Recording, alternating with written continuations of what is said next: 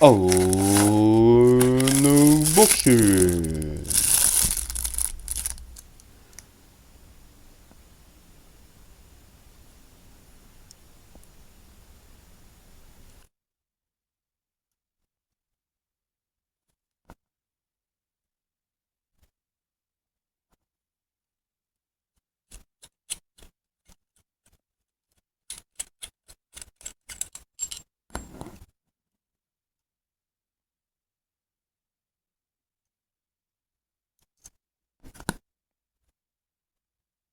У нас здесь новый Wama Miyuki Double Barrel.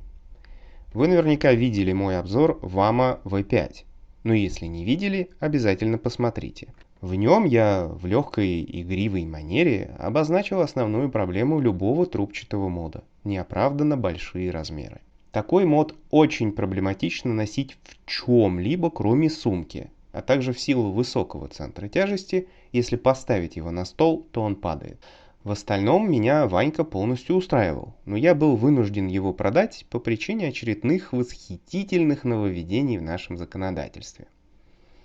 Впрочем, быстро стало ясно, что без девайса жизнь не жизнь, а поскольку Fastech наконец-то стал жрать мою банковскую карту, было решено изучить, чего у них нового.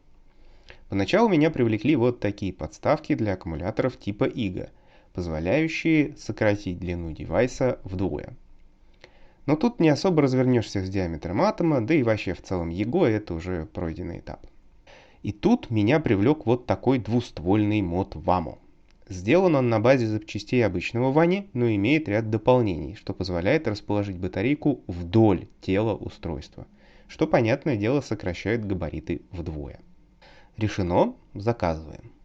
Fastech принял заказ 15-го, потом тянул еще дней 10 и отправил только 25-го. Я думаю, у них тупо нет девайсов в наличии, и они берут эти 10 дней на сборку девайса. Отсюда самые низкие цены. Ну, в общем, еще 20 дней и мариновала мозги почта, и ровно через месяц я получил девайс. Очень вовремя, потому что курить розетку меня уже достало. Есть у меня обзор по Strobe, его тоже посмотрите. Сначала о достоинствах. Первое – это, конечно, размеры. Они существенно уменьшились. Второе – это возможность поставить девайс вертикально, не опасаясь, что он упадет.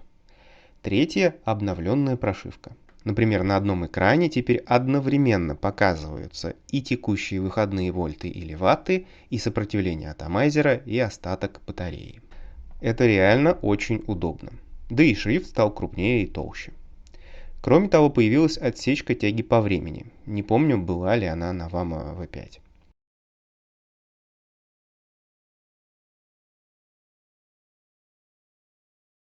Вкус и нагрев держит отлично, первая затяжка такая же, как и последняя. В руке лежит хорошо и в целом девайс очень неплох. Но есть ряд недостатков. Первое – это материал корпуса. Если V5 был сделан из нержавейки, то эта двустволка сделана из хромированной меди. Рано или поздно покрытие облетит и девайс станет желтым. Но медь, конечно, гораздо легче нержи, иначе вес девайса с доп. Элементами был бы просто неподъемный. Вторая проблема – это не совсем удачная конструкция. Вот видите, верхний хомут как бы наклонен в одну сторону. Чтобы понять, почему это происходит, разберем девайс. Вот, собственно, и все запчасти. Все медное, кроме стоек. Стойки из нержавейки.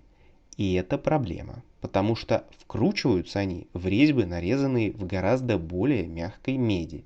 При малейшем биении резьба в меди сорвется. Поэтому мой совет – выкрутить, намазать резьбы фиксатором резьбы или на худой конец лаком для ногтей и намертво вкрутить стойки в нижний хомут. Теперь откуда берется наклон верхнего хомута? Дело в том, что основной блок не вкручивается в основание, а зажимается между верхним и нижним хомутами на подпружиненном контакте. С одной стороны, это дает возможность вращать его по оси и ставить кнопку в любом положении. Я, например, перекрутил на боковую грань, мне так удобнее.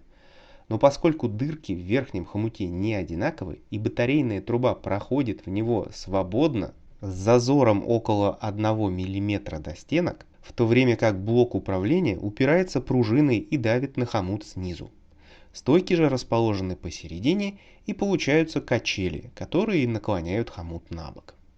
Это может привести к плохому контакту, ну и в целом как-то неаккуратненько. Проблему решить довольно легко. Надо устранить зазор между трубой батарейного блока и верхним хомутом, например, подложив там прокладку от атомайзера или просто вырезав кольцо из подходящего по толщине пластика от бутылки или блистерной упаковки.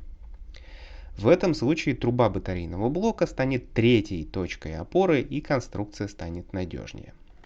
Еще варианты: сделать опорный выступ на трубе батареи или надеть на нее трубу пошире, чтобы верхний хомут оперся на нижний. Но особо не увлекайтесь, так как резьба в основании, куда вворачивается батарейная труба, не является единым целым с основанием. Это всего лишь кольцо, которое вставлено в него в натяг. Ну и последний недостаток – пружинка в крышке батарейного отсека. Она теперь закреплена, что большой плюс по сравнению с вечно выпрыгивающей пружинкой VAMA V5. Но здесь она коротковата и слабовата. Если сильно тряхнуть устройством, то контакт пропадает и девайс перезагружается. Проблема будет меньше выражена при использовании батарей с выпуклым плюсовым контактом, а не плоских, как у меня. Кстати, отверстие в крышке, которое служит для аварийного сброса давления в случае взрыва аккумуляторов, теперь получается направлено аккурат в глаз пользователя. Теперь, что касается доработок, которые хотелось бы видеть в данном девайсе. Я уже отчаялся получить мод с зарядкой от USB, но здесь подобную зарядку легко реализовать в нижнем хомуте, места там полно. В принципе, хомуты с зарядкой можно продавать отдельно в качестве апгрейда. Кроме того, можно докупить трубу под вторую батарейку. Мне, кстати, жесть как не нравится, что китайцы в целях оптимизации производства использовали две коротких трубы от старых партий VAMA, а не одну большую. Так вот, поскольку у нас один фиг торчит атомайзер, рядом можно вкрутить еще одну трубу и поставить не одну, а две больших батарейки 18650. 8-вольтовое питание плата VAMA выдерживает. В этом случае будет неудобно подлазить к мундштуку, но его можно заменить на угловой, либо поставить угловой адаптер, обзор которого также будет на моем канале, когда он наконец доедет. Так что лайкайте и подписывайтесь. Но в целом, даже несмотря на огрехи конструкции, я доволен покупкой.